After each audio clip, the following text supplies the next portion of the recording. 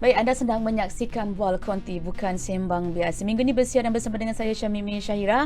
Kita akan bercakap tentang bajet 2022 yang menjadi antara perkara yang dinantikan oleh seluruh rakyat Malaysia. Bukan sahaja untuk masyarakat di peringkat usahawan dan sebagainya. Bahkan antara yang menantikan perincian bajet 2022 pastinya golongan belia yang ketika ini cukup terkesan dengan penularan pandemik COVID-19. Dan pada malam ini saya akan bersama dengan beberapa tetamu jemputan, dan pada sesi yang pertama ni kita akan bersama dengan Puan Hajah Rohani Datuk Haji Muhammad Syahir, Perunding Kewangan Islam. Assalamualaikum Puan. Terima kasih kerana sudi bersama bersama kami di Bual Konti.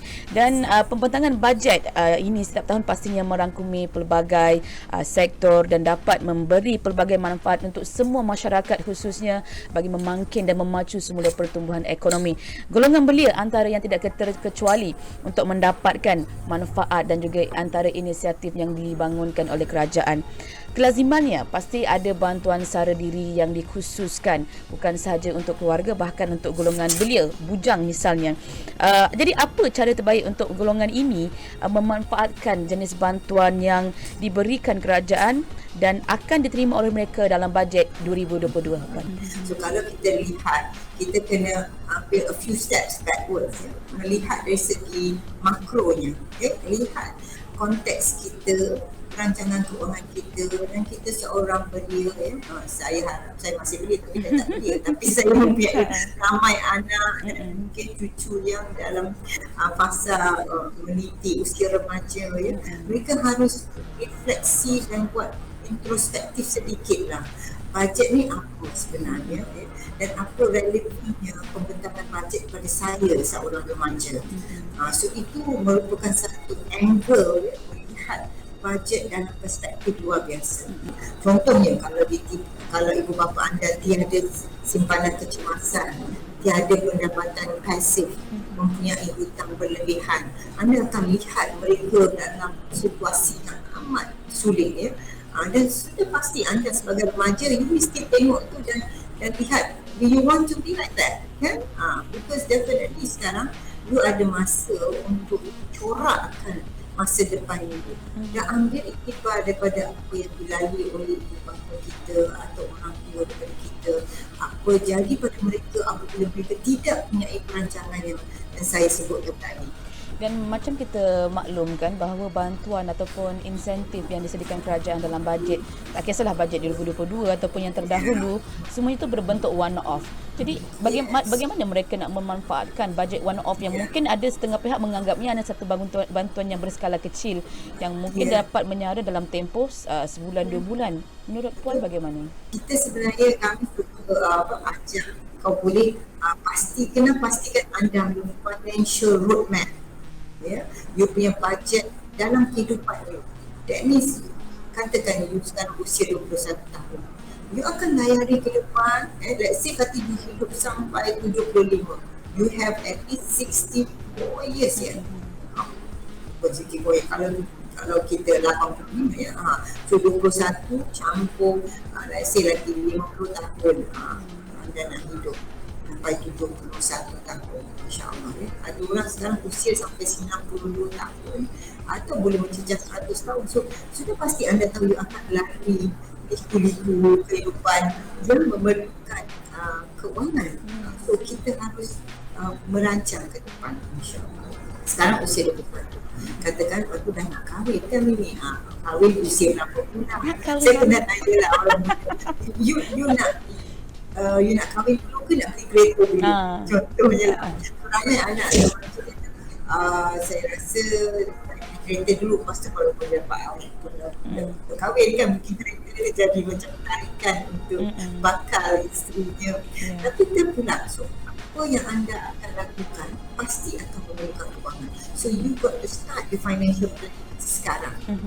Puan, bila bercakap mengenai penularan COVID-19, bukan sahaja mengubah negara ataupun dunia secara global, bahkan juga mengubah cara hidup seseorang. Mungkin sebelum ni dia berstatus M40, tapi sekarang bila dah COVID ni bertukar pula status pada B40 disebabkan faktor kehilangan punca pendapatan, pekerjaan, pengurangan gaji dan sebagainya. Malah turut dilaporkan golongan ni paling banyak berdepan dengan muflis, iaitu golongan belia. Bagaimana Puan melihat situasi ini? Apa mekanisme yang dapat membantu mereka menyelaras dan membuat pengubahsuaian semula cara spending of money dan sebagainya? So muflis ni pun Mimi cakap betul sangat ya. Muflis sekarang kita tengok orang usia muda pun dah dimufliskan ya. Especially sekarang orang muda dah ada pinjaman PTPTN, belum lagi kerja, anda dah bergelar YB ya, yang berhutang. So anda harus sedar bila anda berhutang tu, jangan belanja duit hutang tu macam wow, saya ada duit, saya boleh buat apa yang saya suka. Tapi the minute pas saja you dah dapat you sebenarnya akan mula merancang untuk bayar balik. Bercakap mengenai hutang kan Puan, apabila contohlah tadi Puan ada katakan bahawa kena mula berbelanja ataupun memikirkan tentang cara menyimpan. Andai kata seorang tu berusia sekitar umur 30 tu pun masih dikira belia. Adakah terlalu lewat sebagai belia berusia 30 tahun untuk mula melakukan penabungan ataupun penyimpanan wang ni Puan? So kalau kita tengok nisbah kita, ramai orang muda, anda kena kira anda punya nisbah kemewahan. Where are you now? So ada tak anda punya savings yang memadai? Sebab kami banyak kendalikan seminar, ramai rakyat Malaysia nisbah kemewahan ni less than 1. Oh, okay. Ya, maksudnya kami identify mereka berada di tahap ICU kewangan. We have less than 1 month of savings. You kira sehari sebelum you dapat gaji, berapa savings you? Itu yang paling softih lah. So itu nisbah kemewahan. Lepas tu dia ada nisbah hutang. Nisbah hutang pula yang ambil semua ansuran bulanan bayar bank bahagi dengan pendapatan. So katakan ansuran PTPTN anda, ansuran rumah, ansuran kereta, ansuran kredit card, ansuran personal loan, selalu kita ada 5 hutang serangkai, 5 serangkai. So katakan your hutang is 2,000, bayaran balik gaji you 4,000. So this means you have a nisbah of 0.5 atau 50% gaji you guna untuk bayar hutang. Baik Puan, bercakap mengenai belia kan, dengan sumber kewangan yang semakin menyusut, bagaimana sebenarnya kita nak galakkan belia ni menjana pendapatan lebih? Adakah ideal atau wajar bagi wang simpanan mereka itu digunakan sebagai pelaburan ataupun lebih berhati-hati dengan meneruskan menyimpan sahaja untuk kontingensi wang poket kecemasan? Menurut Puan bagaimana? Bagi mereka yang mencuburi bidang bisnes, teruskan, you're doing a good job. Continue dan jangan rasa malu. Sebab ada satu ketika kita pernah dengar satu CEO, masa ini dulu financial crisis yang sebelum COVID, dia merupakan CEO di Thailand, dan apabila krisis hit him, dia tidak ada kerja. Daripada seorang CEO yang gaji kita boleh bayangkan 40,000 sebulan, dia terus turun menjadi seorang peniaga sandwich.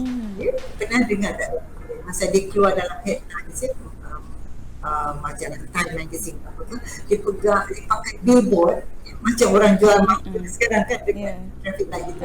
So dia pakai billboard atas diri dia tunjuk tu yang dia jual sandwich. So dia peniaga sandwich tu tepi jalan, dan itu mendapat liputan wartawan.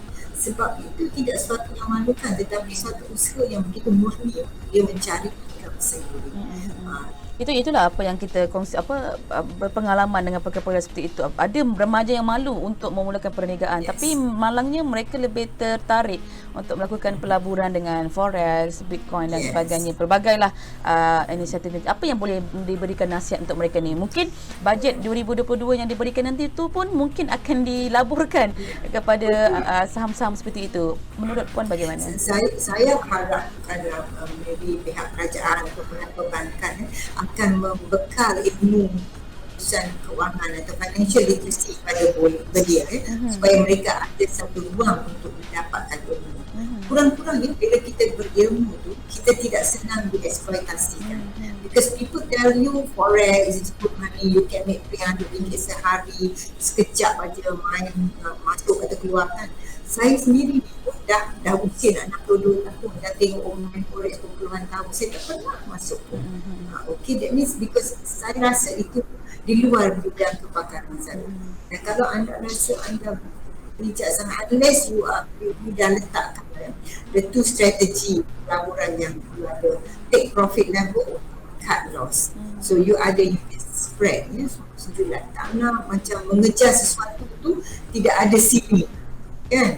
Orang kalau you kata okay, I dah make 10%, you out, you better be disciplined. Ataupun kalau you dah merugi 5%, you are out.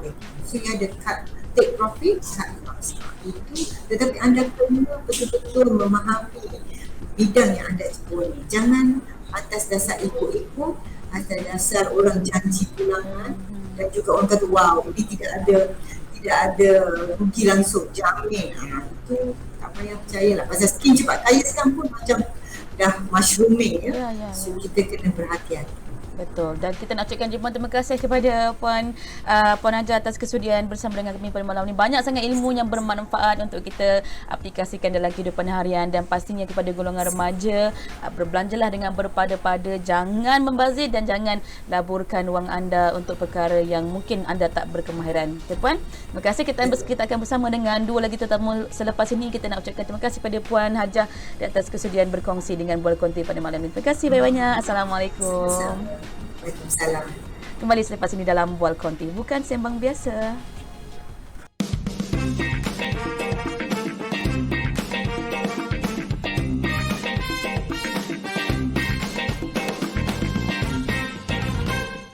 Sebagai sebuah perindustrian kecil sederhana iaitu PKS, bahagian yang terjejas paling teruk adalah penurunan jualan. Ini jelas dirasai pada tahun 2021 apabila jualan berkurangan dengan kadar yang sangat drastik berbanding dengan tahun lepas, tahun 2020. Untuk kekal sustainable ataupun mampan, pelbagai pendekatan digunakan termasuk mengadakan jualan secara live, namun sukar untuk mendapatkan rentak jualan yang efisien. Dalam sains sukar ini tidak dinafikan bantuan kerajaan turut menjadi mekanisme yang sangat berkesan bagi mengelakkan pengecilan operasi dan pengurangan staf. Kami ada menerima inisiatif program subsidi upah yang mana kerajaan membantu dalam membayar gaji pekerja. Bantuan tunai tersebut dapat mengurangkan beban kami sebagai majikan dan juga dapat mengekalkan pekerja yang sedia ada lah.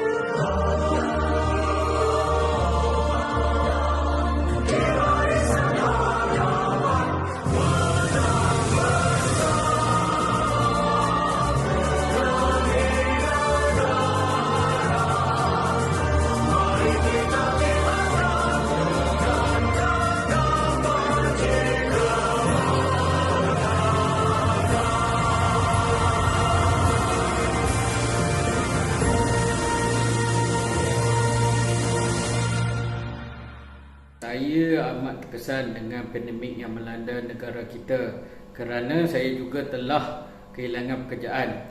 Saya meneruskan hidup dengan cara menggunakan simpanan yang ada dan dalam masa yang sama saya mencari pendapatan sampingan dengan menjual keripik bagi menampung perbelanjaan harian. Saya mengucapkan ribuan terima kasih kepada kerajaan dengan bantuan yang diberikan kepada saya. Pada pendapat saya, bantuan dan insentif ini perlu dikekalkan dan ditambah baik bagi menjana ekonomi sendiri, malahan juga ekonomi negara. Impak yang saya rasai akibat pandemik ini ialah kehilangan sumber pendapatan yang utama. Dalam tempoh ini, saya telah cuba dalam beberapa sektor sebagai part-time demi mendapat sedikit sumber pendapatan. Sebagai pemandu pelancong berlesen, saya telah menerima 3 kali bantuan dari kerajaan yang jumlahnya sebanyak 1,600. Selain itu, saya agak bersyukur Motek telah membubarkan bayaran lesen untuk 2 tahun ini. Saya rasa baguslah kalau pihak kerajaan menyediakan peluang pekerjaan sementara kepada semua pemandu pelancong yang terjejas.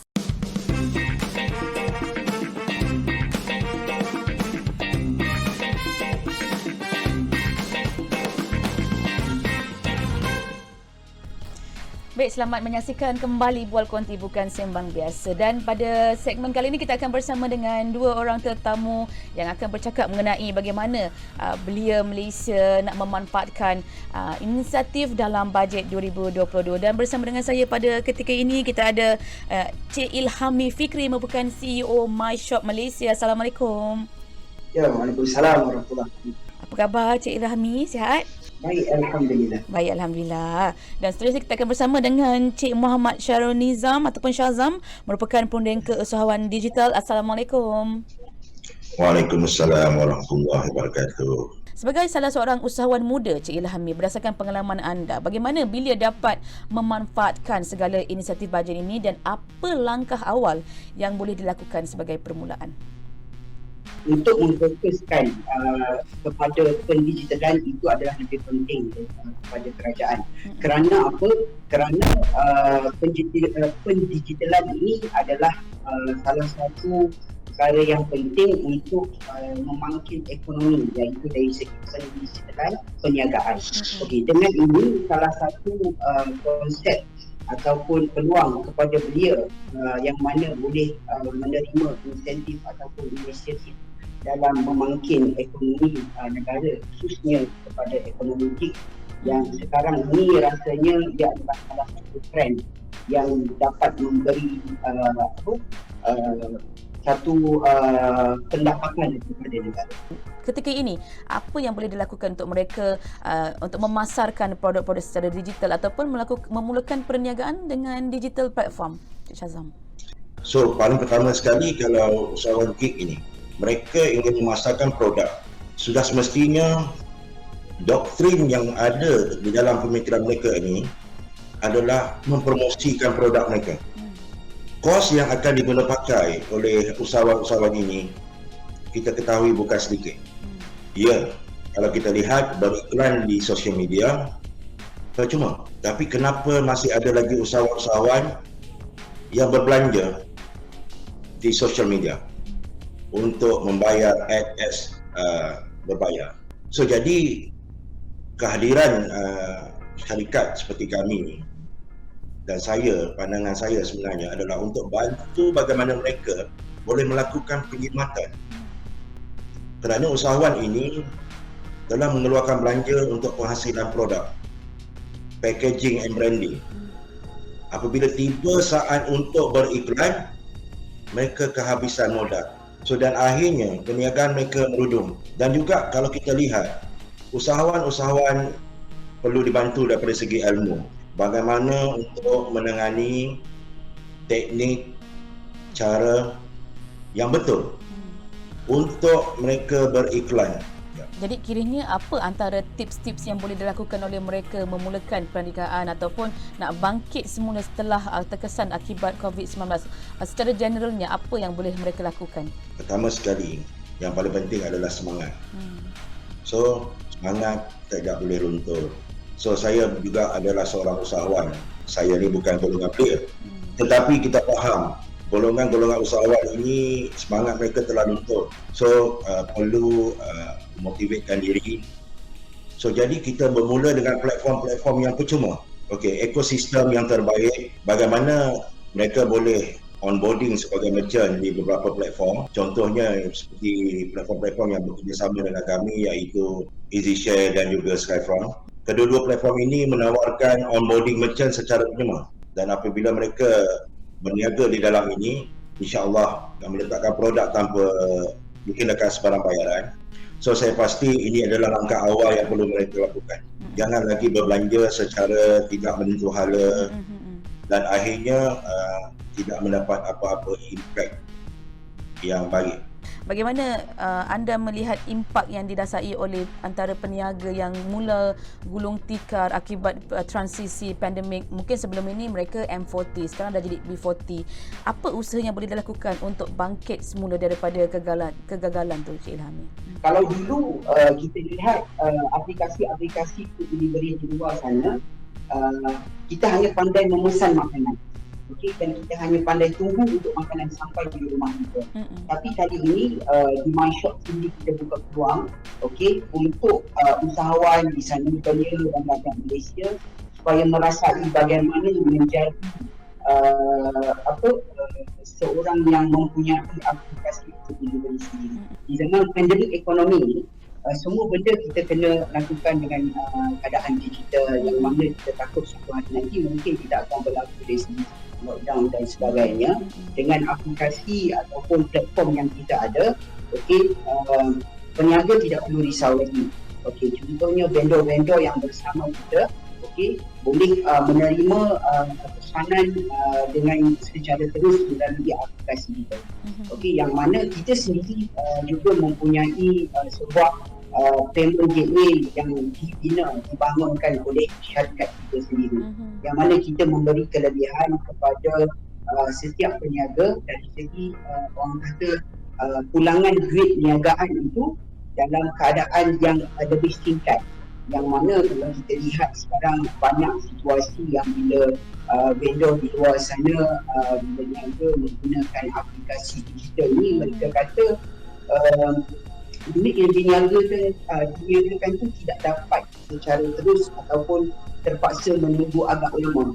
Okay? Jadi di MyShop Food Delivery sendiri kita membuat satu konsep plan yang mana kita telah mengecilkan waktu, waktu reinvestment duit niagaan kepada setiap niagaan vendor-vendor kami dalam keadaan seminggu 2 kali, iaitu hari Isnin dan hari Jumaat.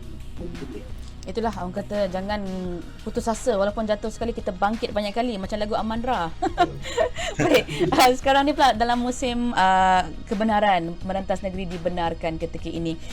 Bila bercakap mengenai pelancongan merentas negeri, pastinya platform digital menjadi antara yang menjadi tumpuan belia untuk melihat promosi pelancongan secara online.